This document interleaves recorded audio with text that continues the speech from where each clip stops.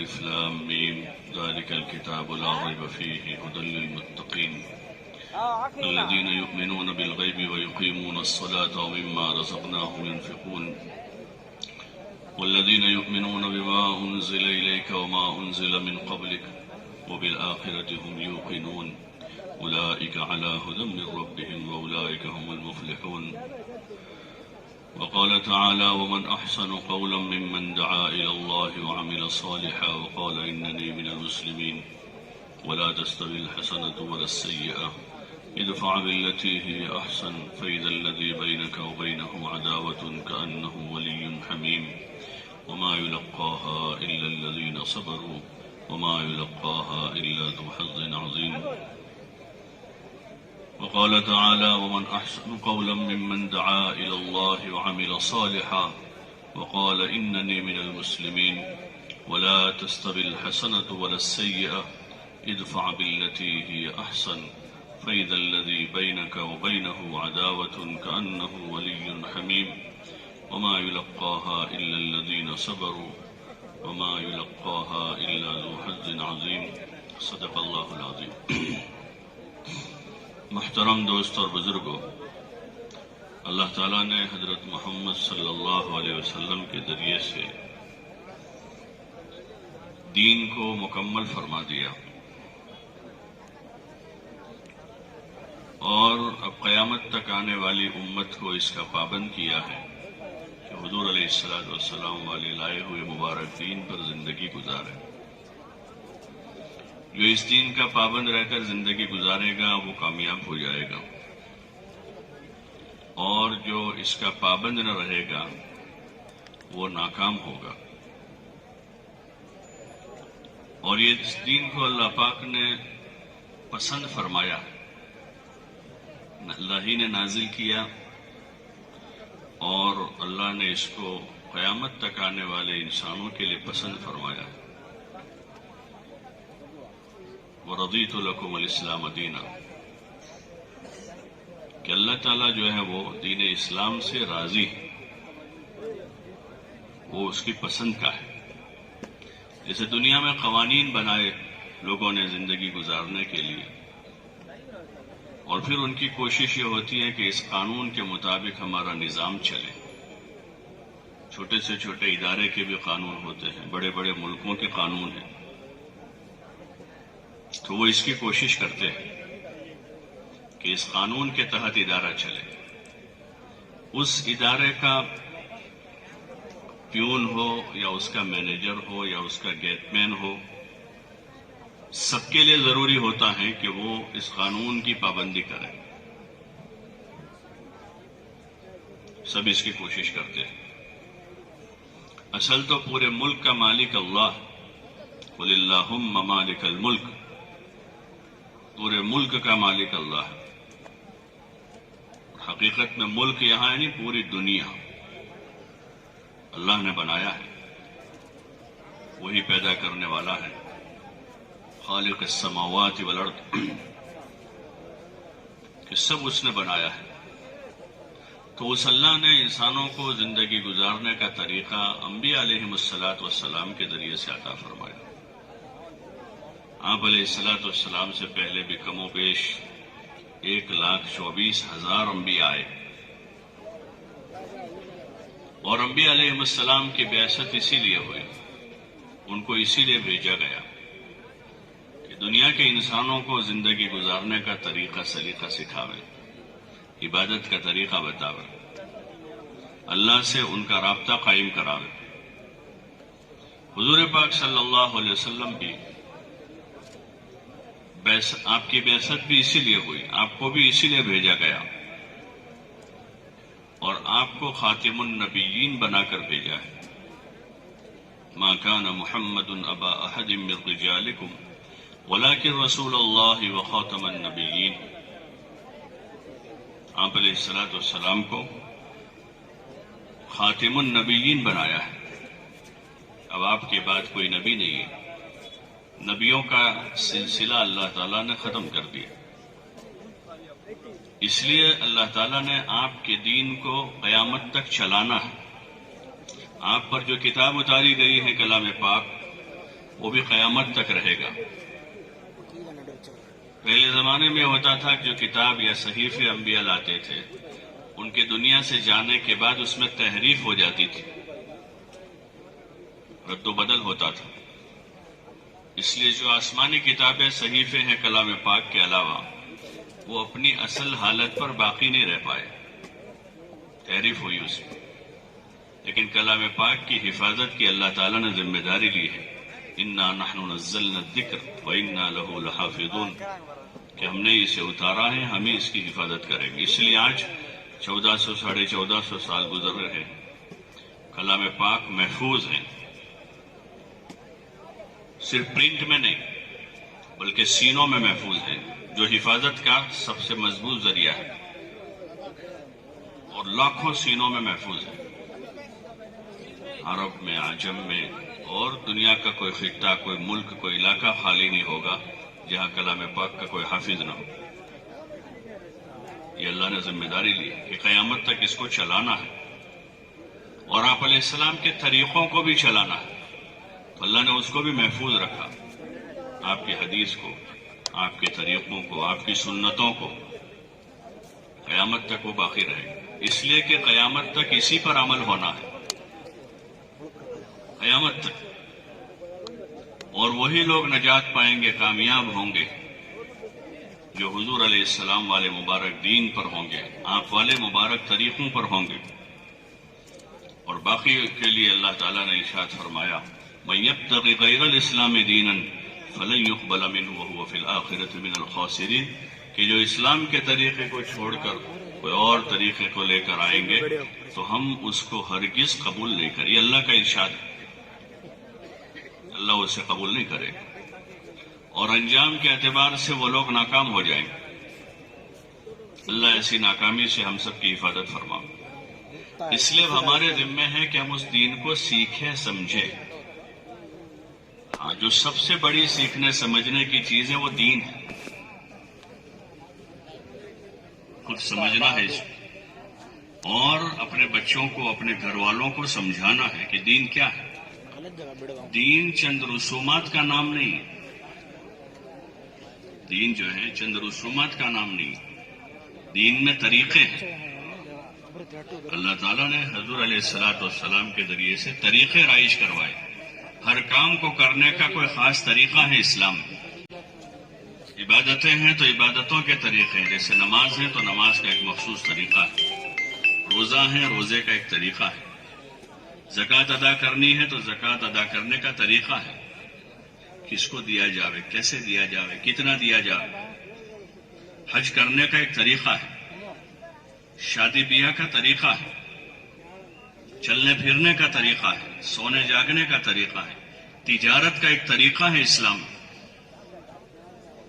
ایسے زندگی کے جتنے شعبے ہیں، ان تمام شعبوں میں برتنے کے طریقے اللہ تعالیٰ نے حضور پاک صلی اللہ علیہ وسلم کے ذریعے سے بتائے، اور وہ ساری چیزیں عملی ہیں، یعنی پریکٹیکل ہیں، اس کو سیکھنا سمجھنا ہوگا۔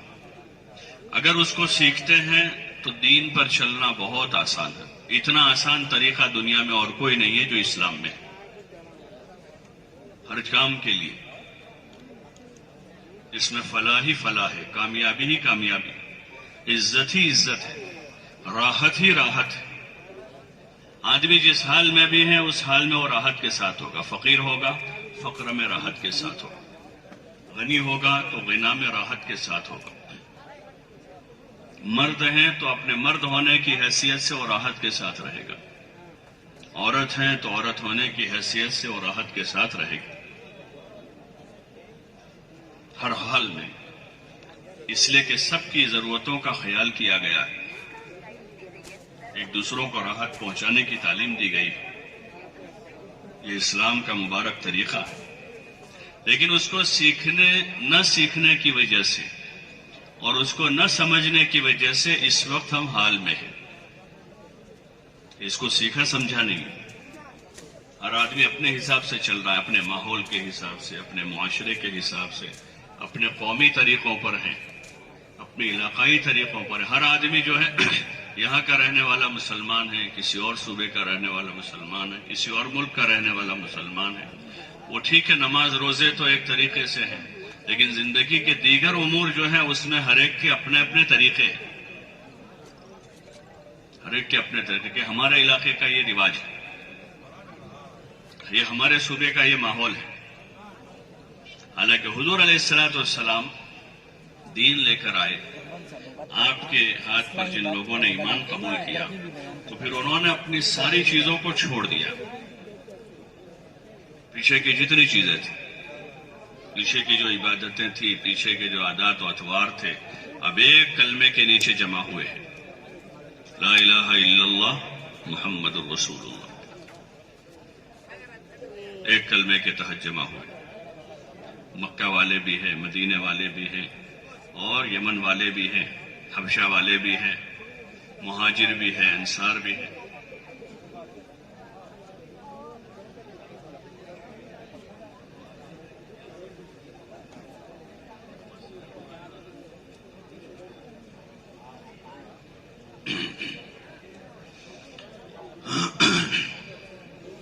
تو سب جگہ والے ہیں.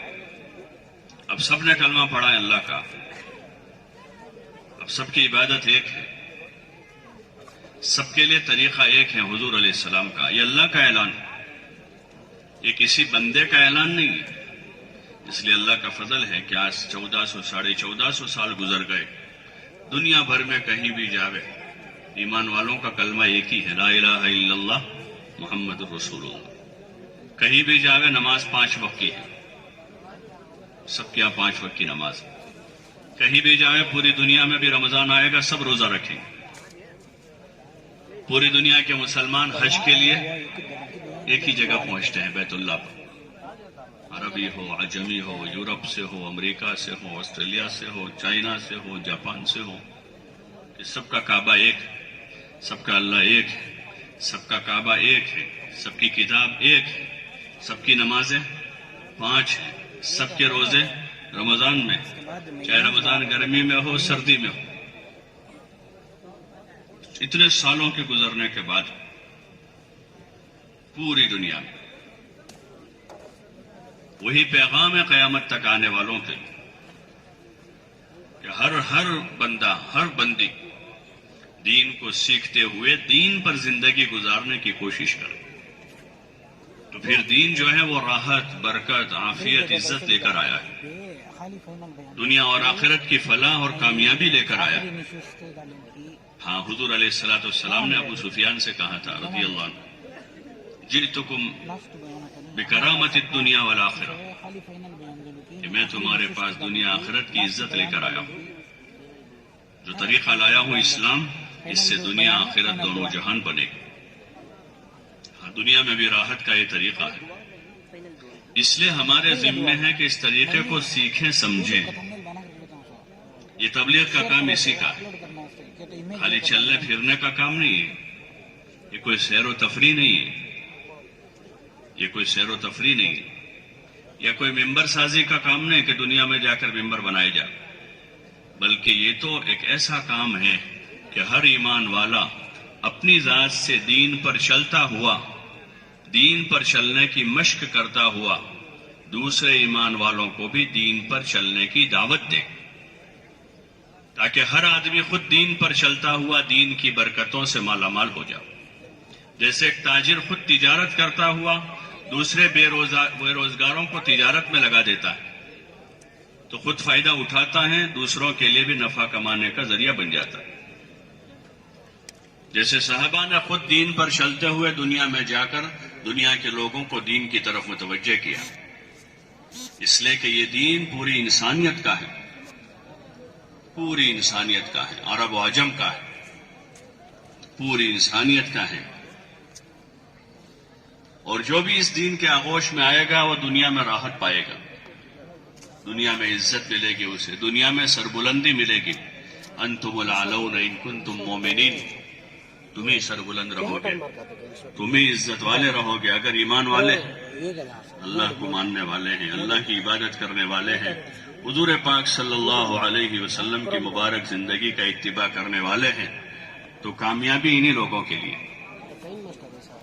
اس لیے اس وقت یہ جو ہمارا اجتماع ہو رہا ہے اور یہاں سے جو جماعتیں جا رہی ہیں، اس اجتماع کا بھی یہی مقصد ہے. کوئی بھیڑ جمع کرنا مقصود نہیں ہے یا اپنی طاقت دکھانا مقصود نہیں ہے. ایک ذمہ داری کو سیکھنا سمجھنا ہے جو اصل اور بنیادی چیز ہے. آپ علیہ الصلوۃ والسلام نے اسی کے خاطر اپنی پوری زندگی لگائی. جب سے آپ علیہ الصلوۃ والسلام پر آیتیں آئی کہ اب آپ کو لوگوں میں دین پہنچانا ہے، لوگوں تک بات پہنچانی ہے، تو اس دن سے لے کر آخری دن تک آپ علیہ الصلوۃ والسلام جد و جہد کرتے رہے، کوشش کرتے رہے، محنت کرتے رہے، لوگوں کے پاس جاتے رہے، سمجھاتے رہے، ہاں لوگوں پر احسان کرتے رہے، محبت سے پیش آئے، لوگوں کی خدمت کی، آپ نے لوگوں کو کھلایا پلایا اور اچھی بات سمجھائی. وہی ذمہ داری اس امت کے ذمہ ہے. جماعتوں کی نقل و حرکت سے یہی چاہا جا رہا ہے کہ جماعتیں بنا بنا کر شہروں میں، قریوں میں، دیہاتوں میں، علاقوں میں، صوبوں میں، ملکوں میں جاوے. اور جو ایک نظام ہے اس کے تحت اللہ کا فضل ہے کہ ہزاروں نے بھی لاکھوں جماعتیں چل رہی ہیں جو اس پیغام کو لے کر، اس فکر کو لے کر جد و جہد کر رہی ہے. خوش قسمت ہے وہ اللہ کے بندے جن کو اللہ نے اس کی توفیق دے دی، جن کو اپنی جان اور اپنا مال لے کر اللہ کے راستے میں دین سیکھتے ہوئے دوسروں تک دین پہنچانے کا اللہ نے موقع دیا ہے. یہ بڑی سعادت مندی ہے، بڑی خوش قسمتی ہے کہ جان و مال اللہ کے نام پر لگ رہی ہے، دماغ دین سوچنے میں لگ رہا، جسم دین دنیا میں زندہ اور اس کے لیے تھک رہا. یہ سعادت ہے. اس وقت بھی جو حضرات جا رہے ہیں وہ اسی نیت کے ساتھ چلے کہ اپنی ذات سے دین سیکھتے ہوئے، دین پر چلنے کی مشق کرتے ہوئے پوری امت دین پر آ جاوے، اس کی محنت کرے گی. ہاں یہ نیت ہے ہماری. پھر ہمارے اس کام میں اپنی جان اپنا مال ہے کہ ہر آدمی اپنی جان اپنا مال لگاوے. جو اللہ نے دیا ہے وہ لگاوے. جس کو زیادہ دیا ہے زیادہ لگائے گا، کم دیا ہے تو کم لگائے گا. جتنی استعداد ہے آدمی اپنی جان و مال سے چلے، اچھی نیت بناتے ہوئے اور اپنی جان اپنا مال لگاتے ہوئے کہ کسی سے کوئی امید نہیں ہے. سب مخلوق ہیں، سب محتاج ہیں.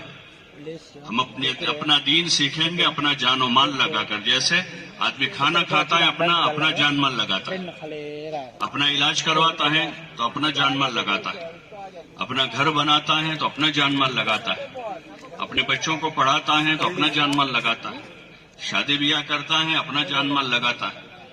آدمی کے پاس اپنا ہوتا ہے تو لگاتا ہے، نہیں ہوتا ہے تو قرض کر لیتا ہے. بھائی بچوں کی فیس دینی ہے، نہیں ہے قرضہ کر لیا. مکان بنانے میں پیسہ نہیں ہے قرض کر لیتا ہے. علاج کرنے کے لیے پیسہ نہیں تو قرض کر لیتا ہے. تو دین سیکھنے کے لیے بھی اپنی جان و مال لگا کر سیکھیں گے. نہیں ہے تو تھوڑا قرضہ کر لیں گے. اس لیے کہ دین بڑی ضرورت ہے.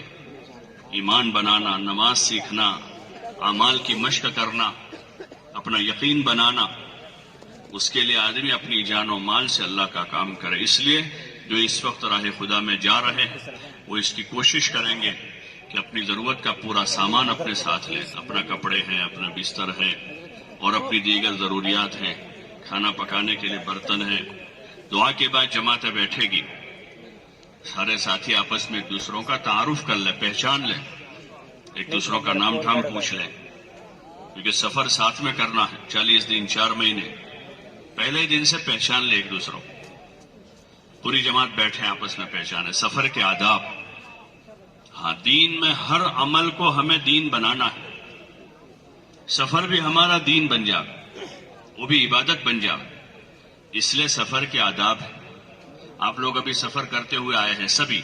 کوئی بائک پر آیا ہے، کوئی 4 ویلر میں آیا ہے، کوئی بس میں آیا، کوئی ٹرین سے آیا ہے. سب واپس بھی جائیں گے.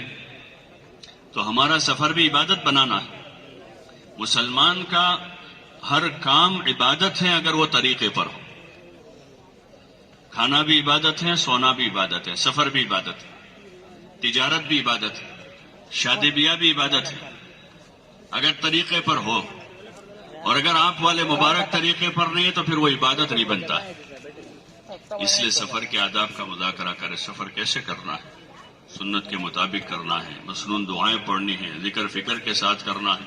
اعمال کے ساتھ کرنا ہے، اور خصوصاً جو فرائض ہیں وہ فرائض کسی حال میں ترک نہ ہو۔ ہاں، نماز فرض ہے، سفر میں بھی نماز فرض ہے، سفر میں قصر ہو جاتی ہے۔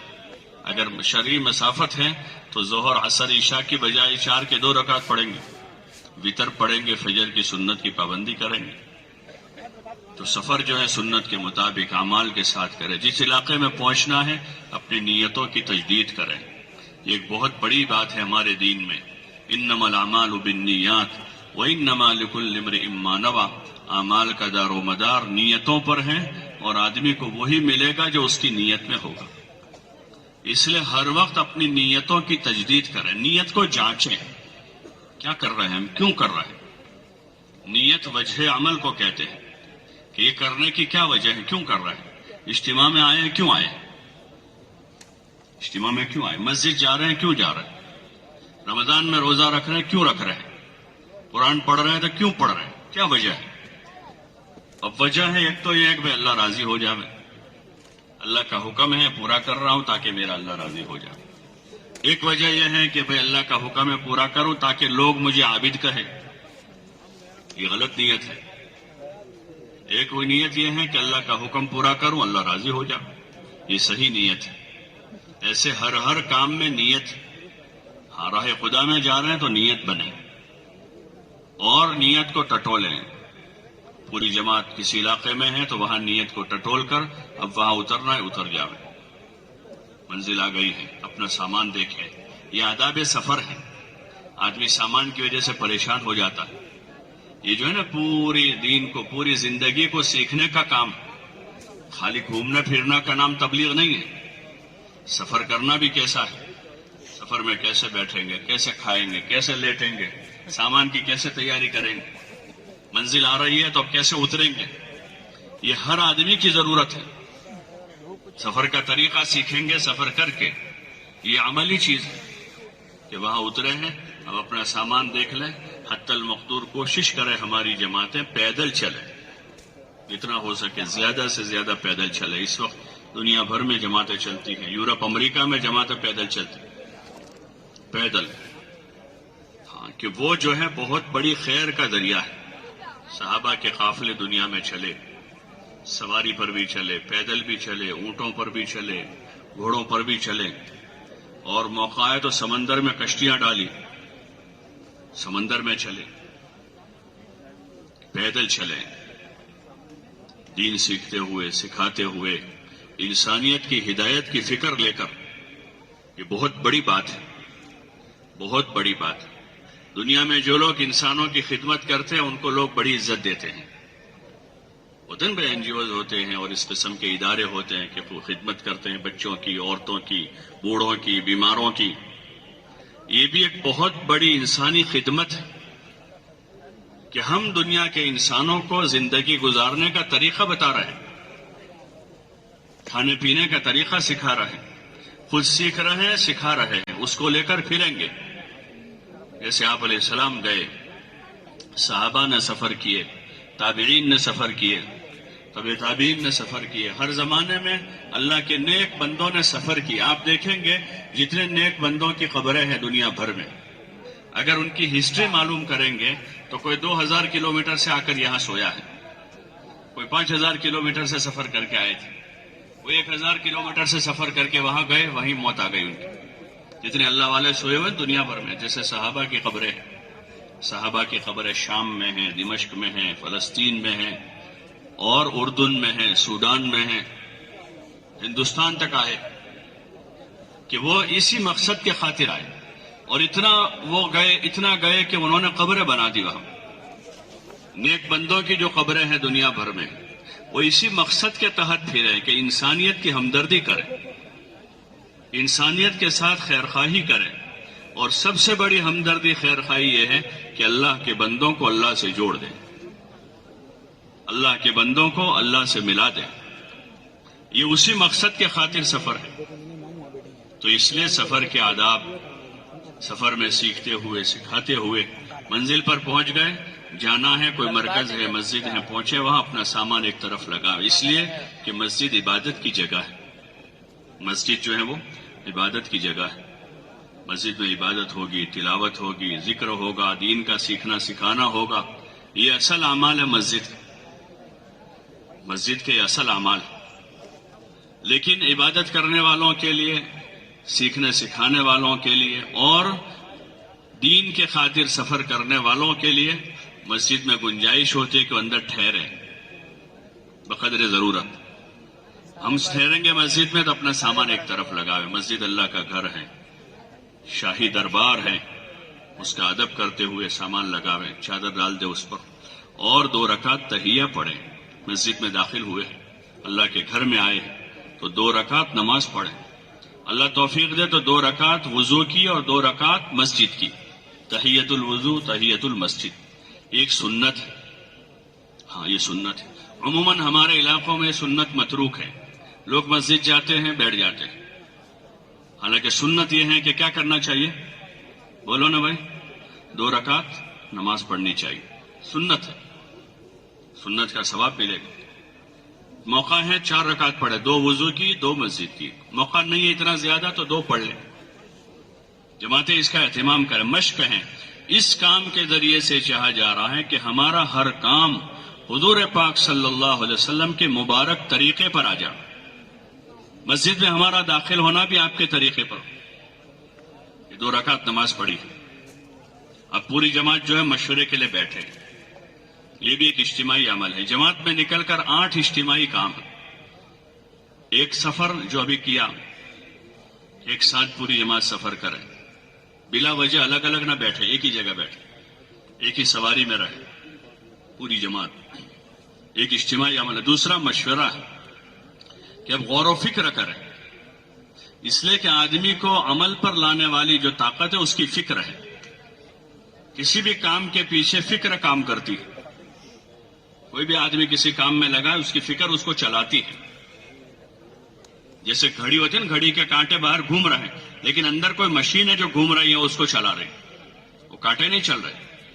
ایسے آدمی اپنی فکر کے پیچھے چلتا ہے. ہاں ایک فکر کرے، بیٹھے، غور و فکر. یہ بہت بڑی بات ہے. وہ دین کے خاطر غور و فکر ہم نے چھوڑ دیا ہے.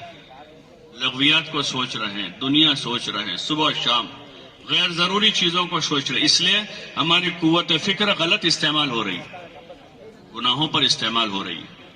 اس راستے میں نکل کر سوچنا بھی سیکھنا ہے. کیا سوچنے کا ہے؟ لوگ نا بڑی گہری سوچ میں ہیں، بہت فکر مند ہیں، بہت سوچ رہے ہیں. کیا سوچ رہے ہیں؟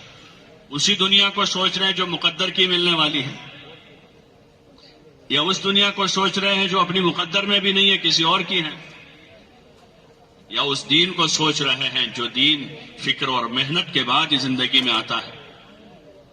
بیٹھ کر غور و فکر کریں. ہر نیا سے نیا ساتھی، پرانا ساتھی آپس میں بیٹھیں اور سوچیں کہ میری اپنی ذات سے لے کر قیامت تک آنے والے انسانوں میں اللہ کا یہ مبارک دین کیسے زندہ ہو جائے. ہاں یہ بہت بڑی سوچ ہے، ایک بہت بڑی فکر ہے. آج ایک بندہ اس کو سوچ رہا ہے، اس کو آدمی اس پر غور کر رہا ہے، اللہ پاک اس کو وجود دے گا. حضرت مولانا الیاس صاحب رحمۃ اللہ علیہ زمانے میں وہاں رہتے ہوئے اپنی جگہ سے اس کو سوچا، غور کیا کہ اللہ کا دین دنیا میں کیسے زندہ ہو جائے. وہ اکیلے ہیں، کوئی ساتھ دینے والا نہیں ہے، لیکن ایک اللہ کا بندہ سوچ رہا ہے، غور کر رہا ہے. تو پھر اللہ پاک نے ان کے اوپر ایک کام کی شکل کو کھولا، اور پھر 1 سے 2 ہوئے، 2 سے 4 ہوئے، 4 سے 8 ہوئے، 8 سے 100 ہوئے، اور 100 سے 1000، 1000 سے لاکھوں ہوتے ہوتے ہوتے پورے عالم میں وہ فکر زندہ ہو گئی. یہ اتنی بڑی طاقت ہے، اس لیے کہ کرنے والا تو اللہ ہے. کرنے والا کون ہے؟ بولو نا بھائی، کہ کرنے والا اللہ ہے. بندے کے ذمے ہے کہ وہ اپنے بس کی کرے، سوچیں، ہاں، اور اس میں کمی نہ کرے. جتنا سوچ سکتا ہے سوچیں، فکر کریں کہ میری زندگی میں دین کیسے آئے. ہاں گھر جانے والے بھی اس کو سوچیں گے، صرف جماعت میں جانے والے نہیں، جو گھر جا رہے ہیں وہ بھی سوچیں گے. ایک جوان آدمی سوچتا ہے کہ مجھے شادی کرنی ہے، ایک شادی شدہ جوڑا سوچتا ہے کہ ہم کو گھر بنانا ہے. آج سوچا انہوں نے، 1 2 سال لگ جاتے ہیں، 3 سال لگ جاتے ہیں، ان کا مکان تیار ہو جاتا ہے. انہوں نے کوئی چیز سوچی ہے، کسی چیز کی فکر لی ہے، تو اللہ پاک اس کام کو آسان کرتا ہے. ہمیں سوچنا کیا ہے وہ بھی سیکھنا ہے. مشورے میں اسی لیے بیٹھیں گے کہ میری اپنی ذات سے لے کر قیامت تک آنے والی امت میں اللہ کا دین زندہ ہو جائے. اس کے لیے جد و جہد ہے، کوشش ہے، دعا ہے، محنت ہے. پھر جماعت بیٹھ کر نظام بنائے. 10 آدمی ہے جماعت میں، دو کی 5 جوڑی بنا لیں، اور جس مسجد میں ٹھہرے ہیں اس مسجد کے اطراف کے مکانوں پر محنت کریں. ایک ایک فرد سے ملاقات، مقامی کام میں بھی اور جماعت میں نکل کر بھی، یہ ہمارا بنیادی کام ہے. لوگوں کے پاس جانا، لوگوں سے ملنا. یہ جو اتنے بڑے بڑے مجمع جمع ہوئے ہیں نا، اس کے پیچھے وہ محنت ہے کہ کہیں 1,00,000 آدمی ہیں، کہیں 2,00,000 آدمی، کہیں 5,00,000 آدمی جمع ہوتے ہیں. اس کے پیچھے یہ محنت. کوئی پوسٹر نہیں لگا بستی میں، کسی بورڈ پر اعلان نہیں لگا، کسی چینل سے اس کا اعلان نہیں ہوا ہے. اور دنیا بھر میں یہی نظام ہے، چاہے ہندوستان میں ہو، امریکہ میں ہو، جاپان میں ہو، کہیں بھی ہو. یہ بنیادی محنت ہے کہ روبرو لوگوں کے پاس، ایک ایک مسلمان کے پاس جانا اور ان سے اللہ کے لیے ملنا. بہت بڑا کام ہے یہ. ایک ایک مسلمان، چاہے وہ جس کو ہم جانتے ہو نہ جانتے ہو، وہ ہماری بستی کا ہو یا کسی اور بستی کا، ہر کلمہ گو جس نے لا الہ الا اللہ محمد الرسول اللہ پڑھا ہے، وہ اس نسبت سے ہمارا بھائی ہے. چاہے وہ غریب ہو، امیر ہو، چھوٹا ہو، بڑا ہو، پڑھا لکھا ہو، ان پڑھ ہو، شہری ہو، دیہاتی ہو، ہماری قوم سے ہو، کسی اور قوم کا ہو، ہماری زبان کا ہو، کسی اور زبان کا ہو. اس کی زبان میں ہم نہیں بات کر سکتے، ترجمہ ہو جائے گا. ترجمہ بھی نہیں ہو سکتا، اشاروں سے بات ہو جائے گی. اشارے والوں کی جماعتیں چلتی ہیں. ہاں، اشارے والے، ان کی جماعتیں ملکوں میں جاتی ہیں اور وہ کام کر رہے ہیں. تو ہمیں یہ کام کرنا ہے کہ ایک ایک مسلمان کے پاس جا کر اسے ملنا اور ایمان اعمال کی بات کرنی ہے، اخلاق آخرت کی بات کرنی ہے، علم و ذکر کی بات کرنی ہے. یہ اصل ہمارے موضوع ہے جس پر بولا جانا چاہیے.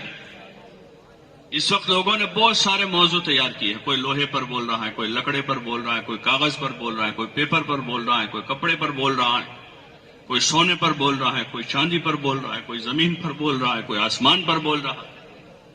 یہ سارے ٹاپک جو ہیں وہ ضرورت کے ہیں.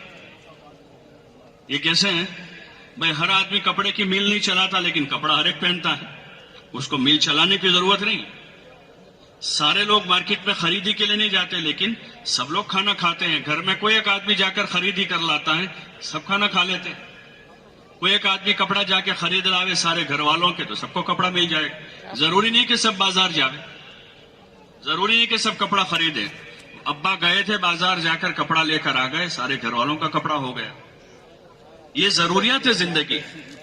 اس وقت ہم ضروریات زندگی میں ایسے الجھ گئے ہیں کہ اپنے مقصد حیات سے غافل ہیں.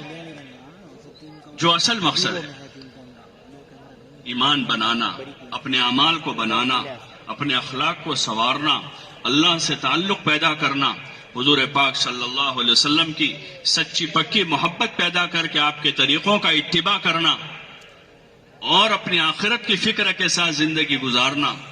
یہ ہمارے اصل موضوع ہے، یہ اصل ٹاپک ہے جس کو آپس میں بولا جاوے، سنا جاوے، پڑھا جاوے، لکھا جاوے، ایک دوسروں کو سمجھایا جاوے. ایمان سمجھنا سمجھانا ہے، عبادتوں کو سمجھنا سمجھانا ہے، حضور والے مبارک طریقوں کو سمجھنا سمجھانا ہے، اور علم پڑھنا پڑھانا ہے. اللہ کی یاد اور اللہ کا ذکر اور اطاعت، اس کو پڑھنا پڑھانا، سمجھنا سمجھانا ہے. یہ اصل چیزیں تھیں. حضور علیہ السلام نے یہ سمجھایا صحابہ کو، صحابیات کو، اپنی ازواج مطہرات کو، اپنے چھوٹوں کو، اپنے یہاں رہنے والے بڑی عمر کے لوگوں کو، مردوں کو، عورتوں کو یہ باتیں بتائی. ایمان بتایا کہ اللہ بڑا ہے، اللہ کھلاتا ہے، اللہ پلاتا ہے، اللہ پالتا ہے، زمین و آسمان کا مالک اللہ ہے، چاند اور سورج کا پیدا کرنے والا ایک اللہ ہے. یہ سب مخلوق ہیں، وہی ایک اکیلا اللہ خالق ہے.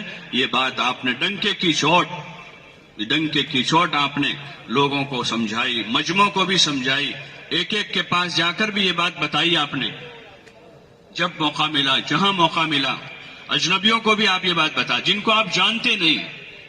مینا میں آپ میدان میں جا کر، مختلف قبائل ہوتے تھے، کوئی یمن سے ہیں، کوئی مدینے سے ہے، کوئی یہاں سے ہیں، کوئی وہاں سے ہیں، ان کے پاس جا کر ان کو یہ بات بتاتے تھے، ان کو سمجھاتے تھے کہ یہ اصل بات ہے جو سمجھنے سمجھانے کی ہے، اور یہ پوری انسانیت کی امانت ہمارے پاس کہ ہم پوری دنیا میں اس کی آواز لگاوے کہ اللہ ایک ہے، سب کا پیدا کرنے والا ایک ہے، سب کا مالک ایک ہے، سب کو کھلانے والا وہی ہے، سب کو زندگی دینے والا اللہ ہے۔ اس لیے دنیا میں جتنے آئے سب کو موت واقع ہو گئی، چاہے انبیاء ہو، اولیاء ہو، چاہے چھوٹے ہوں، بڑے ہوں، بادشاہ ہوں، فقیر ہوں، جو بھی دنیا میں آئے، 1000 سال بھی جیے وہ بھی دنیا سے گئے، اور 100 سال جنہوں نے زندگی گزاری وہ بھی دنیا سے گئے، اور 50 سال کی جن کی عمر ہوئی وہ بھی دنیا سے گئے، اس لیے کہ سب مخلوق ہیں، پیدا کرنے والا صرف ایک اللہ ہے، کھلانے والا صرف ایک اللہ ہے، زندگی اور موت کا مالک صرف ایک اللہ ہے۔ یہ بہت بڑی دعوت ہے، بہت بڑی دعوت ہے۔ ہاں، ہر محلے میں جا کر، علاقوں میں جا کر ایک ایک انسان سے بات کی جائے گی کہ سب کچھ کرتا دھرتا اللہ ہے، اور کامیابی حضرت محمد صلی اللہ علیہ وسلم کے طریقوں میں ہے، جن کو اللہ نے آخری پیغمبر بنا کر بھیجا۔ آپ سے پہلے بہت سارے انبیاء آئے، لیکن وہ سارے انبیاء علیہم السلام واپس ہوئے، آخری نبی بنا کر بھیجے گئے آپ علیہ السلام کو، اور آپ کی نبوت کو قیامت تک جاری کیا ہے۔ قیامت تک آنے والے انسانوں کی کامیابی آپ کے مبارک طریقوں میں ہے۔ جتنی زندگی آپ کے مبارک طریقوں پر ہوگی اتنی زندگی کامیابی کی طرف جائے گی، چاہے آدمی فقیر ہوں، چاہے مالدار ہوں، چاہے پڑھا لکھا ہو، ان پڑھ ہوں، اگر آپ کے مبارک طریقے زندگی میں ہیں وہ زندگی کامیابی کی طرف جائے گی، اور اگر آپ کے مبارک طریقے زندگی میں نہیں ہیں تو آدمی بادشاہت کے ساتھ ناکام ہو جائے گا، وزارت کے ساتھ ناکام ہو جائے گا، مال کے ساتھ ناکام ہو جائے گا۔ آج دنیا میں دیکھ لیں، ایسے کروڑوں انسان ملیں گے کہ جن کے پاس سب کچھ ہے، لیکن وہ خود کہہ رہے ہیں کہ ہم کامیاب نہیں ہیں، وہ خود کہہ رہے ہیں کہ ہم کامیاب نہیں ہیں، ہمیں ہماری جو اصل تلاش وہ نہیں مل رہی ہے، دل کا سکون نہیں ہمارے پاس، دنیا میں ہمارے پاس عزت نہیں ہے، مال ہے، عزت نہیں ہے، جو اصل چیزیں ہیں کہ دل کا سکون ہے، دنیا میں عزت ہے، راحت کی زندگی ہے، اسباب میں برکت ہے، اللہ سے تعلق ہے، عبادت کا مزہ ہے، یہ اصل چیزیں ہیں۔ صحابہ کے پاس اکثریت وہ ہیں کہ جن کے پاس مال دولت نہیں ہے لیکن ان کے پاس ایمان ہے، ان کے پاس دل کی راحت ہے۔ حضرت بلال رضی اللہ تعالیٰ عنہ کو اتنی سخت تکلیف پہنچائی جا رہی ہے کہ گرم ریت پر ان کو لٹا کر اوپر سینے پر چٹان رکھی جا رہی، اور ان سے کہا جا رہا ہے کہ تم اپنا دین چھوڑ دو، وہ کہہ رہے ہیں اس حال میں، اتنی سخت تکلیف کی حالت میں کہہ رہے ہیں احد احد کہ اللہ ایک ہے، اللہ ایک ہے، اتنی تکلیف کے ساتھ کہ وہ اصل چیز ان کے پاس تھی، ایمان تھا۔ اس لیے ایک ایک فرد امت کے پاس جا کر دعوت دینا ہے، دعوت دیں گے انشاءاللہ۔ کون کون دیں گے؟ پورا مجمع طے کریں کہ انشاءاللہ اپنے قرب و جوار میں جائیں گے، جماعتوں میں ہیں وہ جہاں علاقوں میں جائیں گے وہاں، اور جو واپس جانے والے ہیں وہ اپنی مسجد کی جماعت کے ساتھ جڑ جائیں، کہ ہر مسجد میں کہیں 10 کہیں 12 15 آدمی مل کر کام کر رہے ہیں، ہم بھی ایک فرد بن جائیں۔ یہ مسجد کمیٹی نہیں ہے کہ جس کے 10 رکن طے ہو چکے ہیں، پریسیڈنٹ ہیں، یہ فلاں ہے، یہ فلاں، 11واں آدمی اس میں نہیں آ سکتا، یہ مسجد کی جماعت ہے۔ ہر مسلمان مسجد کے قرب و جوار میں رہنے والا اس جماعت کا ساتھی ہے، غریب ہو، امیر ہو، پڑھا لکھا ہو، ان پڑھ ہو، شہری ہو، دیہاتی ہو، آج رہنے آیا ہو یا 50 سال سے رہتا ہو، کرایہ دار ہو اس بستی میں یا اپنے گھر کا مالک ہو، یہ سب مسجدار جماعت ہے۔ سب مل جل کر 5 وقت کی نمازوں کی پابندی کے ساتھ مسجد کی تعلیم قائم کرتے ہوئے، فضائل کی تعلیم قائم کرتے ہوئے، اپنی مسجد میں کسی نماز کے بعد مشورہ کر کے اپنے محلے کے ایک ایک مسلمان سے ملاقات کا نظام بنائیں گے انشاءاللہ۔ ہاں، اور سب فکر سے شریک ہوں۔ ہاں، ایک بہت بڑا کام ہے، اس میں جڑیں گے، اللہ پاک دھیرے دھیرے ترقی دے گا، اپنا تعلق دے گا، دین کی حقیقت نصیب ہوگی، اور پھر آگے اور ترقی ہوگی، اور آگے ترقی ہوگی، اور وہی ہمارا اصل سرمایہ ہے۔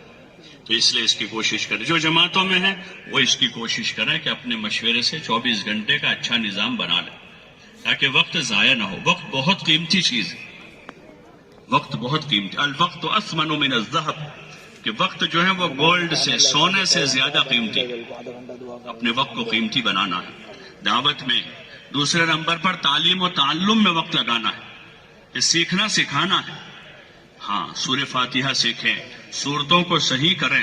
قرآن شریف اللہ کی کتاب ہے، کلام الہی ہے، یہی حقیقی علم ہے جو ہمیشہ باقی رہے گا، ہمیشہ باقی، ورنہ سارے علوم ختم ہو جائیں گے، سارے علوم۔ جیسے ابھی ہم دیکھ رہے ہیں بھائی، ایک زمانہ تھا جس آدمی نے بی اے کیا وہ گریجویٹ کہلاتا تھا، گریجویٹ ہے، بڑی بڑی پوسٹ پر جاتے تھے وہ لوگ، بی اے۔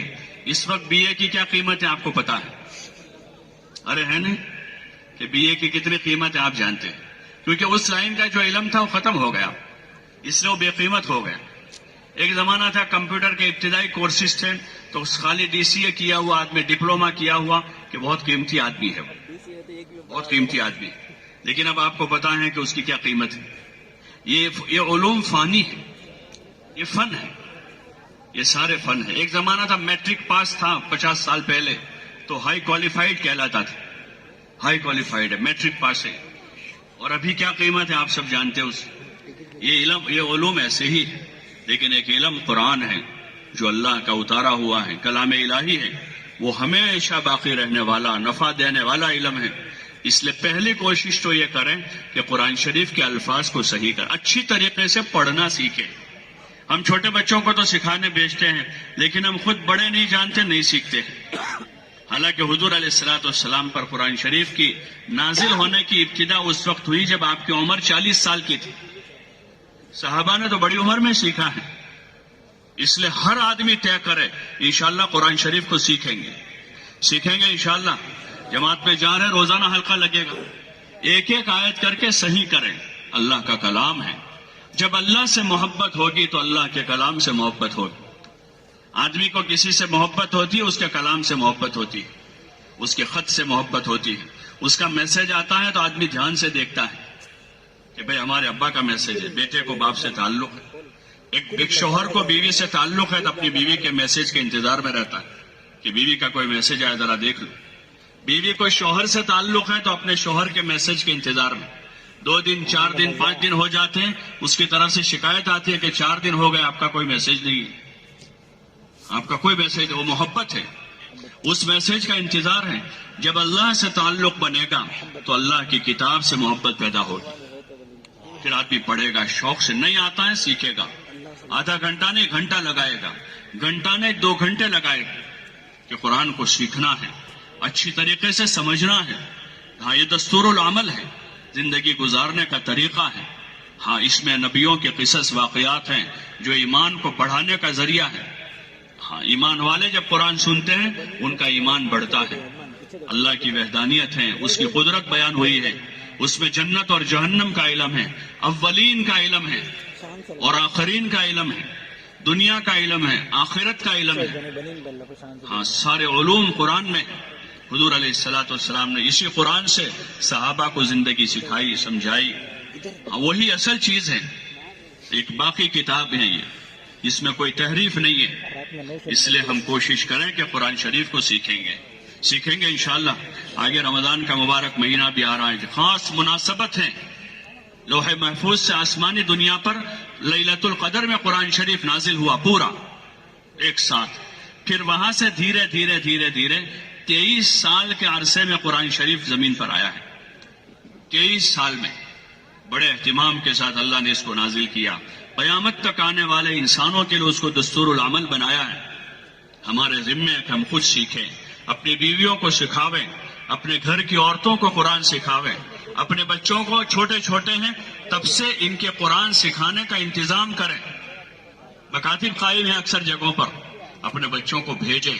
جہاں مکاتب نہیں ہے تو کوشش کریں کہ ہر گلی میں، ہر محلے میں قرآن کی تعلیم کا، قرآن سیکھنے سکھانے کا ایسا انتظام ہو کہ کوئی مسلمان کا بچہ جو ہے وہ قرآن سے غافل نہ ہو، قرآن سے جاہل نہ ہو۔ حضور علیہ السلام نے انتظام کیا تو مدینے کے گھر گھر میں قرآن پہنچا۔ حضرت عمر رضی اللہ عنہ کے زمانے میں تیزی سے لوگ آئے تو حضرت عمر نے مستقل اس کا نظام بنایا کہ کوئی مسلمان جو ہے اللہ کی کتاب سے جاہل نہ ہو۔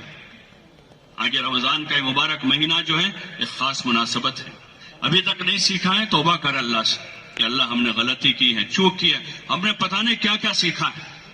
جو غیر ضروری سبجیکٹ تھے وہ سارے سیکھ لیے.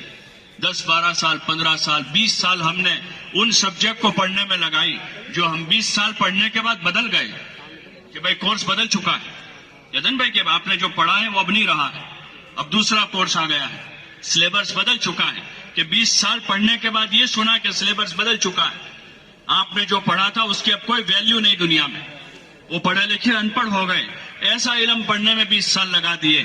اور وہ کتاب جو کتاب دستور العمل ہے، وہ کتاب دستور العمل ہے جو صبح شام ہماری رہبری کر رہی ہے، جو دنیا میں بھی ہمارا سہارا ہے، قبر میں بھی عذاب قبر سے بچنے کا ذریعہ ہے. میدان محشر میں جو کتاب سفارش کرے گی، کتاب سفارش کرے گی کلام اللہ، جس نے اس کو تلاوت کیا اور اس کا حق ادا کیا ہے، کلام پاک میدان محشر میں اس کے لیے سفارشی بنے گا اور جنت کے درجوں پر چڑھنے کا ذریعہ ہے. صاحب قرآن سے کہا جائے گا کہ تو کتاب قرآن کو پڑھتا جا اور جنت کے درجے چڑھتا جا، تیرے آخری منزل وہ ہے جہاں تو رکے گا. اس کتاب سے ہم اپنا تعلق پیدا کریں اور اس کو پڑھیں، سیکھیں، سمجھیں، عملی زندگی اس کے مطابق بنانے کی کوشش کریں گے. جماعت میں بھی ہیں، سیکھیں سکھاویں. قرآن کی ایک ایک سورت سے آیتیں کر کر کے صورتیں صحیح کریں تاکہ نماز پہلے صحیح ہو جائے. وضو کرنا سیکھیں، نماز کی طریقہ سیکھیں، قیام کیسے کرنا ہے، رکوع کیسے کرنا ہے، سجدہ کیسے کرنا ہے، نماز کے فرائض کیا ہیں، واجبات کیا ہیں، نماز کی سنتیں کیا ہیں، کن کاموں سے نماز ٹوٹ جاتی ہے. یہ ہمارا ضروری علم ہے جو ہمیں موت کی آخری سانس تک اس علم کی ضرورت ہے، اس لیے کہ نماز موت تک فرض ہے. ایمان موت تک آدمی کے لیے ذمہ ضروری ہے کہ اس حال میں دنیا سے جاوے کہ ایمان والا ہو. یہ بنیادی علم ہے جو فقیر امیر سب کی ضرورت ہے. اس لیے گزارش ہے جو جماعتوں میں جا رہے ہیں سیکھیں، سکھاویں، اپنا علم بڑھاویں اور جو چیزیں سیکھ رہے ہیں اس پر عمل کرتے ہوئے اپنی عملی زندگی بناویں. تیسرا کام ہے ذکر و عبادت. ذکر و عبادت کہ مسلمان کی زندگی کا یہ مشغلہ ہے. ایمان لانے کے بعد اپنا دین سیکھتے ہوئے آدمی کی زندگی کا مشغلہ اللہ کی عبادت ہے. وما خلقت الجن والانس الا ليعبدون کہ ہم نے جنات و انسان کو صرف اور صرف اپنی عبادت کے واسطے پیدا کیا ہے. عبادت کے طریقوں کو سیکھتے ہوئے اب کثرت سے عبادت کرنا ہے. 5 وقت کی نماز باجماعت ہوگی. یہ طے کریں انشاءاللہ کسی حال میں نماز نہیں چھوڑیں گے. طے کر دیں انشاءاللہ، پورا مجمع طے کرے گا اب موت تک انشاءاللہ کسی حال میں ہم نماز نہیں چھوڑیں گے اور نماز کو اہتمام سے ادا کریں گے. مسجد جا کر آپ علیہ الصلوۃ والسلام نے پوری زندگی فرض نمازیں مسجد جا کر باجماعت ادا کی. یہاں تک کہ مرض الوفات میں آپ جمعرات سے لے کر پیر تک زیادہ بیمار رہے، آپ کو غشی طاری ہو جاتی تھی، بے ہوشی ہو جاتی تھی، لیکن اس حال میں بھی نماز کے وقت میں اٹھتے تھے اور 2 آدمیوں کے سہارے سے مسجد جاتے تھے. حضرت علی اور حضرت عباس رضی اللہ عنہما 2 طرف سے آپ کو سہارا دیتے تھے، اس لیے کہ آپ سے چلا نہیں جاتا تھا. آپ مسجد جا کر نماز باجماعت ادا کرتے تھے. اس لیے سب طے کریں انشاءاللہ نماز کی پابندی کریں گے انشاءاللہ، اور اپنے گھر والوں کو بھی نماز کی پابندی کراویں. گھر کی عورتیں ہیں، بچے ہیں. حضور نے فرمایا 7 سال کی عمر میں بچے کو نماز کا حکم کرو، 10 سال کی عمر میں نماز نہ پڑھنے پر تنبیہ کرو. حالانکہ لڑکے پر ابھی نماز فرض نہیں ہوئی ہے لیکن ابھی سے عادی بنانا ہے. نماز کی اہمیت سمجھانی ہے کہ بہت بڑا فریضہ ہے، کسی حال میں معاف نہیں ہے. ہاں بیمار ہیں تو بیماری کی نماز پڑھیں، مسافر ہیں سفر کی نماز پڑھیں، لیکن کسی حال میں معافی نہیں ہے. یہ اہم ترین فریضہ ہے، مقصد حیات ہے عبادت. ان عبادتوں میں سب سے بڑی عبادت نماز ہے، اس لیے نمازوں کی پابندی کریں. فرائض کے ساتھ سنتوں کا اہتمام کریں، سنتوں کے ساتھ نفلوں کا اہتمام کریں. جب اللہ سے تعلق پیدا ہوگا تو پھر آدمی رات نماز میں گزارے گا. ہاں ان لوگوں کا تذکرہ کلام پاک میں کیا، تتجافى جنوبهم عن المضاجع يدعون ربهم خوفا وطمعا ومما رزقناهم ينفقون کہ ان کے پہلو خوابگاہوں سے جدا، یہ بستر پر نہیں لیٹتے ہیں بلکہ اللہ کے سامنے کھڑے ہوتے ہیں، خوفا وطمعا، اللہ سے ڈرتے ہوئے اور اس کی رحمت کے امیدوار ہو کر. ومما رزقناهم ينفقون، اور اللہ نے ان کو جو کچھ دیا ہے اللہ کے نام پر خرچ کرتے ہیں. كانوا قليلا من الليل ما يهجعون وبالاسحار هم يستغفرون. ہاں یہ نیک لوگوں کا تذکرہ ہے. کہ رات کے آخر پہر میں یہ اللہ کے سامنے روتے ہیں، استغفار کرتے ہیں، اللہ سے معافی مانگتے ہیں. حالانکہ دن بھر اطاعت سے گزر، یہ نہیں تھا کہ دن میں گناہ کرتے تھے اور رات میں معافی مانگتے تھے، دن بھر اطاعت کے ساتھ گزارتے تھے اور پھر رات کے آخر پہر میں اٹھ کر اپنے پروردگار سے معافی مانگتے ہیں، توبہ کرتے ہیں. یہ نیک لوگوں کی صفتیں ہیں. ہاں، اور اللہ نے استعداد رکھی ہے. آج راتیں عبادت میں نہیں تو گناہوں میں گزر رہی یا لایانی میں گزر جاتی. ہم اپنے آپ کو اس کا عادی بناوے کہ رات میں جلدی آرام کریں اور پھر رات کے اخیر پہر میں اٹھ کر اللہ کے سامنے روئے دھوئے. آگے مبارک مہینہ آ رہا ہے، ویسے بھی رمضان میں سحری کے لیے اٹھتے ہیں، آدھا گھنٹہ جلدی اٹھ جائیں گے، اللہ کی عبادت کریں گے، توبہ کریں گے، اپنے لیے، حضور کی پوری امت کے لیے اللہ سے معافی مانگیں گے کہ اللہ ہمیں بھی معاف کر دے، ہم سے بڑی چوکیں ہوئی ہیں، بھول ہوئی ہیں، تیری عبادت میں، دین سیکھنے میں، دین کی دعوت میں ہم سے بڑی کوتاہیاں ہوئی ہیں، یا اللہ تو ہمیں معاف فرما دے اور حضور علیہ السلام کی پوری امت کو معاف فرما دے. اللہ سے معافی مانگیں گے، روئیں گے، دھوئیں گے تو یہ ہماری راتیں روشن ہو جائے گی، یہ راتیں روشن ہو جائے گی، اللہ راضی ہو جائے گا. اور یہی اصل وظیفہ حیات ہے ایمان والے کا کہ کثرت سے عبادت میں مشغول ہو، اتنا عبادت میں مشغول ہو کہ ہماری عبادت کا اثر ہماری تجارت پر بھی ہو، ہماری عبادت کا اثر ہمارے آرام پر بھی ہو، اور ہماری عبادت کا اثر ہمارے کھانے پر ہو کہ کھانا بھی غفلت سے نہ ہو، آرام بھی غفلت کے ساتھ نہ ہو، اور تجارت بھی غفلت کے ساتھ نہ ہو. صحابہ کی عبادتوں کا اثر تھا ان کی تجارتوں پر. اللہ تعالیٰ نے ان کا تذکرہ فرمایا کلام پاک میں، رجال لا تلہیہم تجارت ولا بیع عن ذکر اللہ واقام الصلاۃ وایتاء الزکاۃ یخافون یوما تتقلب فیہ القلوب والابصار. یہ ایسے مرد ہیں کہ ان کی تجارت، ان کی خرید و فروخت، ان کو اللہ کے ذکر سے، نماز قائم کرنے سے، زکوٰۃ ادا کرنے سے مانے نہیں ہوتی. یعنی بازار میں بھی نظر آتے تھے کہ اللہ کے ذکر میں ہے، اللہ کی یاد کے ساتھ بیٹھے. وہ نمازوں کی پابندی کرتے تھے، ان کی جماعت نہیں جاتی تھی، نماز قضا نہیں ہوتی تھی. وہ اپنے اموال کی زکوٰۃ ادا کرتے تھے کہ اللہ نے مال دیا ہے، اس مال پر زکوٰۃ کو فرض کیا ہے تو اپنے مال کی زکوٰۃ ادا کر رہے ہیں. اور ان کو ڈر تھا تو آخرت کا ڈر تھا. یخافون یوما تتقلب فیہ القلوب والابصار. اور اس دن سے ڈرتے ہیں جس دن دل اور آنکھیں الٹ پلٹ ہو جائے گی. یہ ان کی صفت بیان فرمائی. اس لیے ہم کوشش کریں نمازوں کی خوب پابندی کریں. نماز سے پہلے کی سنتیں، نماز کے بعد کی سنتیں ہیں، نفلیں ہیں، جتنا موقع ملے ہم نمازیں پڑھیں. حضور علیہ السلام نے جو ہے توبہ کی نماز بتائی، شکر کی نماز بتائی، حاجت کی نماز بتائی. کوئی مصیبت آوے تو تکلیف میں نماز پڑھے، اللہ کی طرف آوے. سورج میں گرہن ہو گیا تو حضور مسجد میں آ گئے، چاند میں گرہن لگ گیا مسجد میں آ گئے، بارش رک گئی تو آپ نے نماز پڑھی. ہر وقت نماز بتائی. یہی ہماری زندگی کا وظیفہ ہے. صحابہ کی صفت بتائی، رکعا سجدا، کہ آپ ان کو دیکھو گے، تراہم رکعا سجدا، کہ آپ ان کو دیکھو گے کبھی رکوع میں ہیں تو کبھی سجدے میں ہیں. جیسے بعض لوگوں کی صفت ہوتی ہے، کہتے ہیں آپ جب بھی دیکھو گے وہ آپ کو کھانا کھاتے ملیں گے. فلاں صاحب، ہاں آپ جب بھی دیکھو گے چائے پیتے ملیں گے. فلاں صاحب آپ دیکھو گے جب بھی وہ ہنستے ہوئے ملیں گے. لوگ کہتے ہیں بھائی تعارف ہوتا ہے آدمی کا اس کی خاص صفت سے، کہ کوئی آدمی بھائی جب چاہو جب دیکھو سوتا ہی ملتا ہے، صبح شام جب جاؤ سو رہے.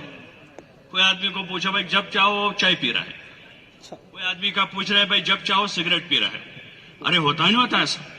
بولو نا بھائی. صحابہ کی صفت بیان کی اللہ نے قرآن میں، تراہم رکعا سجدا یبتغون فضلا من اللہ ورضوانا. تم ان کو جب دیکھو گے تو کبھی رکوع میں ہیں کبھی سجدے میں ہیں. یہ صفت ہے ان کی. اور وہ کیا چاہتے ہیں یہ رکوع سجدوں سے، نماز سے کیا چاہتے ہیں؟ یبتغون فضلا من اللہ ورضوانا، کہ وہ اللہ کا فضل چاہتے ہیں اور اللہ کی رضا چاہتے ہیں، کہ اللہ راضی ہو جاوے اور اس کا فضل شامل حال ہو جاوے. اگر اس کا فضل شامل حال ہو گیا تو پھر ہمارے سارے کام آسان ہو جائیں.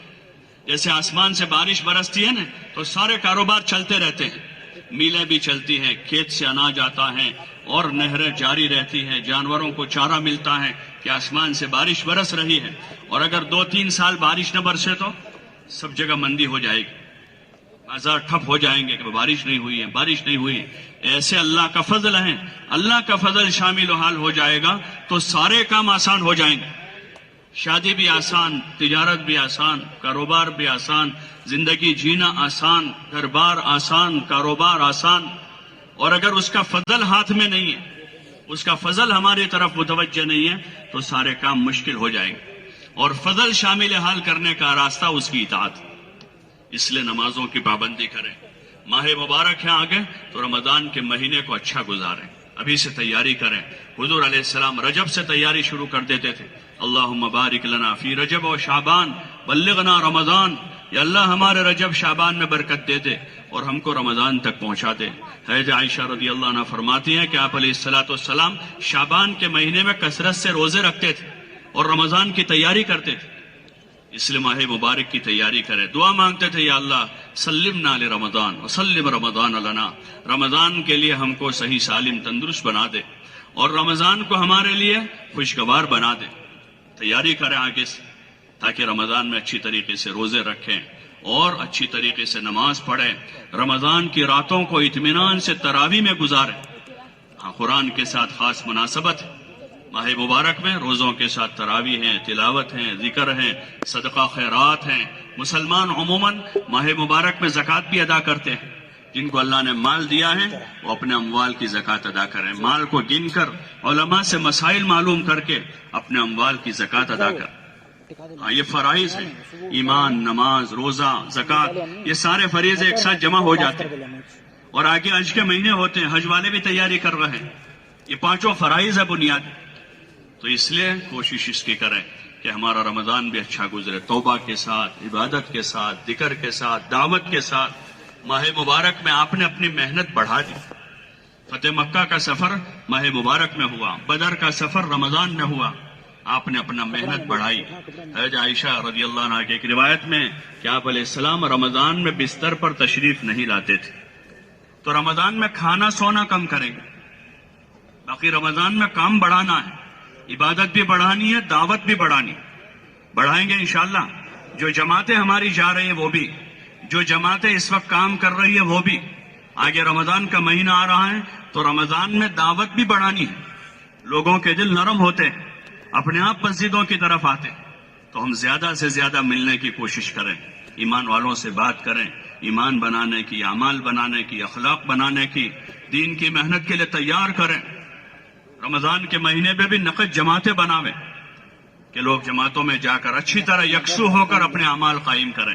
ایسے ہزاروں لوگ ملیں گے جنہوں نے رمضان میں راہ خدا میں نکل کر زندگی کا پہلا روزہ رکھا ہے، پہلی نماز جا کر پڑھی جماعت میں جا کر۔ 20 سال کی عمر ہے، 25 سال کی عمر ہے، ابھی تک نماز نہیں پڑھی تھی، جماعت میں نکل کر پہلی نماز پڑھی۔ 25 سال کی عمر ہے، جماعت میں جا کر توبہ کی، شراب سے، زنا سے، سود سے۔ ہاں، یہ بہت بڑی خیر کا ذریعہ ہے۔ اس لیے رمضان میں اپنی عبادت بھی بڑھانی ہے، تلاوت بھی بڑھانی ہے، اعمال بھی بڑھانے ہیں، دعوت بھی بڑھانی۔ جو جماعتیں ہیں وہ بھی خوب جم کر محنت کریں۔ ہاں، روزہ ایک عبادت ہے، مزید ہے وہ۔ اللہ سے جب توفیق مانگیں گے تو اللہ روزے کی حالت میں بھی چلنے پھرنے کی توفیق دے گا، محنت کی توفیق دے گا۔ ملے جا کر لوگوں کو۔ رمضان میں سرکش شیاطین قید ہوتے ہیں، دل نرم ہوتے ہیں، زیادہ سے زیادہ لوگوں سے جا کر ملیں، اختلاط کریں، بات کریں، سمجھاویں، ان کو لاویں، تعلیم کے حلقوں میں جوڑیں، اپنے ساتھ گشتوں میں لے کر چلیں، اور نقد راہ خدا میں لے جانے کے لیے ان کو تیار کریں۔ رمضان میں بھی 4 مہینے کی جماعتیں، چلے کی جماعتیں بناویں، وہ راہ خدا میں جائیں گے، نماز پڑھیں گے، فرض روزے رکھیں گے، توبہ کریں گے، بہت بڑی خیر کا ذریعہ ہوگا۔ اس لیے جو جماعتیں جا رہی ہیں اس وقت وہ بھی، اور جو جماعتیں باہر کی ان علاقوں میں کام کر رہے ہیں ان سے بھی گزارش ہے کہ رمضان سونے میں نہ، یہ سونے کا مہینہ نہیں ہے۔ رمضان جو ہے وہ سونے کا مہینہ نہیں ہے، وہ تو کام کا مہینہ ہے۔ اللہ والوں کے رمضان کے قصے سنتے ہیں کہ دن بھر 24 گھنٹے میں 2-3 گھنٹے سوتے تھے، عام دنوں کے مقابلے میں سونا کم کرتے ہیں، نہ کہ بڑھاتے۔ اگر ہماری زیادہ ہمت نہیں ہے تو رات بھر آرام کر لیں، کوئی حرج نہیں، تہجد میں اٹھ جاویں، تہجد پڑھیں، دعا مانگیں، سحری کھا لیں، پھر دن کو کام میں لگاویں، صبح سے محنت کا نظام بناویں، اور گھر گھر جا کر لوگوں سے ملیں، بات کریں، سمجھاویں۔ مبارک مہینہ ہے، لوگوں پر لوگوں کی خدمت کریں، خرچ کریں، روزہ داروں کو افطار کراویں، اور دین کی بات سمجھاویں، اپنے پاس بلاویں۔ اس کو رسم نہ بناویں، افطار پارٹیوں کو، مردوں عورتوں کا ہجوم نہ کریں۔ روزہ دار کا افطار کرانے کا مطلب اس کو بھی کوئی رسم بنا دیا جائے، وہ افطار پارٹیاں ہو رہی ہیں، لاکھوں کروڑوں کے خرچے ہو رہے ہیں، مرد عورتیں جمع ہو رہے ہیں، اس کے ویڈیو ہو کر وائرل ہو رہے ہیں. اللہ کے لیے کیا تھا، لوگوں کو دکھانے کے لیے افطار کرایا ہے. اگر اللہ کے لیے ہے تو جو عمل اللہ کے لیے کیا جاتا ہے اس کو مخلوق سے چھپایا جاتا ہے کہ لوگ اس کو نہ دیکھیں، لوگوں کو پتہ نہ چلے کہ کس نے کروایا ہے، یہ کس نے کھلایا ہے. کہ جس کے لیے کرنا ہے اس کو بتانا ہے. اور تو ایک رسوم ہے، ہمیں عمل بنانا ہے. حضور علیہ السلام نے ترغیب دی ہے ماہ مبارک میں کہ بھوکوں کو کھلاوے، روزہ داروں کو افطار کراوے، اللہ کے بندوں کے مددگار بنے. ایک صحابی آئے، ان کو کہا حضور نے اپنے ساتھ کھانے میں شریک کیا سحری کے لیے. وہ معذرت کا کہا کہ نہیں، آؤ برکت کا کھانا کھا لو. تو یہ فضیلت کی چیز ہے، لیکن اس کو دین بناویں. اگر اس کو سیکھا ہے تو دین بنے گا، ورنہ دین کے یہ اعمال بھی رسم بن کے رہ جائیں گے. اس لیے گزارش ہے کہ ماہ مبارک میں بھی اپنی محنت بڑھاویں. جو حضرات گھر واپس جائیں گے وہ طے کریں رمضان کے مہینے میں بار بار 3 دن لگاویں. بہت سارے علاقوں میں ذمہ داروں نے طے کیا کہ 3 مرتبہ 3 دن لگائیں گے، ہر عشرے میں 1 مرتبہ 3 دن، اور نئے لوگوں کو اپنے ساتھ تیار کر کے لے جائیں گے. ایسے نوجوان ہیں جو روزوں سے دور ہیں، نماز سے دور ہیں، مسجد سے دور ہیں، گناہوں والی زندگی ہے. رمضان کا مہینہ آیا ہے، دل نرم ہوئے ہیں، ان کو تیار کر کے اپنے ساتھ لے گئے. پہلے عشرے میں 1 مرتبہ لے گئے، 7 دن گھر رہے، 3 دن جماعت میں چلے گئے. پھر 3 دن جماعت میں گئے، 7 دن گھر رہے، پھر 3 دن جماعت میں جا رہے. اپنے ساتھ نئے لوگوں کو لے کر جا رہے ہیں. وہاں لے جا کر ان کو قرآن سکھا رہے ہیں، ان کو روزہ نماز کی ترغیب دے رہے ہیں، ان کو مسجد کے ماحول میں لا کر ان کا دینی ذہن بنا رہے ہیں. اس لیے ذمہ داروں سے ہماری گزارش ہے، جو عام دنوں میں مہینے میں 1 بار 3 دن لگا رہے ہیں، وہ یہ طے کریں کہ انشاءاللہ ماہ مبارک میں 3 مرتبہ 3 دن لگائیں گے انشاءاللہ. کون لگائیں گے؟ اور جن کا عام دنوں میں نہیں لگ پا رہا ہے، کم از کم وہ طے کریں کہ اس مبارک مہینے سے ابتدا کریں گے. اس مبارک مہینے سے ابتدا کر کے خود بھی نکلیں گے، اپنے بھائیوں کو، اپنے والد کو، اپنی اولاد کو، اپنے بھانجوں بھتیجوں کو بھی اس ماہ مبارک میں انشاءاللہ کم از کم ان کے 3 دن لگوا کر دین کی محنت کی ان کی شروعات کریں گے انشاءاللہ. اور اپنے دوست برادر ہیں، محلے میں اور لوگ ہیں، اس مبارک مہینے میں ابھی سے کوشش شروع کر دیں. ایسی فضا بنے ہمارے علاقوں میں، ہمارے گاؤں دیہاتوں میں، بستیوں میں، کہ کوئی آدمی بے نمازی نہ رہے. نیت کرتے ہیں انشاءاللہ صرف 5 آدمی مسجد میں کام کریں گے تو ہو جائے گا یہ کام. ارے بولو نا بھائی کہ مسجد اور جماعت میں 5 آدمی بیٹھیں گے اور وہی کریں گے تو ہو